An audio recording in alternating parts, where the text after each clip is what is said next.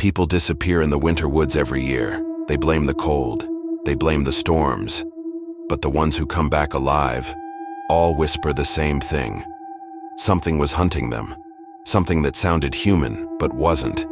Deep in the frozen backcountry of Montana lies a stretch of forest locals refuse to enter after dark. They call it Black Cedar Gorge, a place where even the wind seems afraid to breathe. One winter night, 2 search and rescue officers were sent there to find a missing hiker. They followed a trail of footprints cut deep into the snow. Footprints that suddenly stopped as if the person had simply vanished.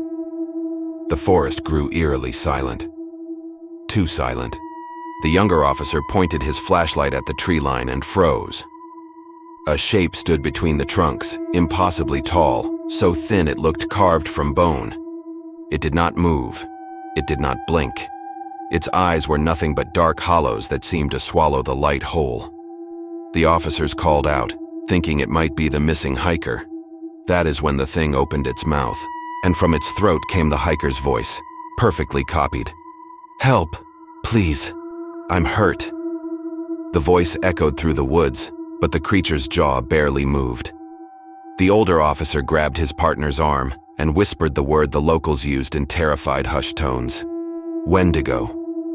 Before they could react, the creature leaned forward with a jerking, unnatural motion.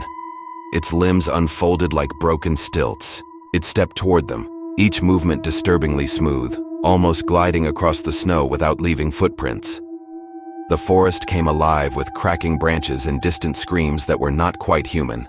The officers turned and ran, sprinting through the darkness as the mimicry continued behind them. Now the creature was calling their names, calling them exactly the way their families would.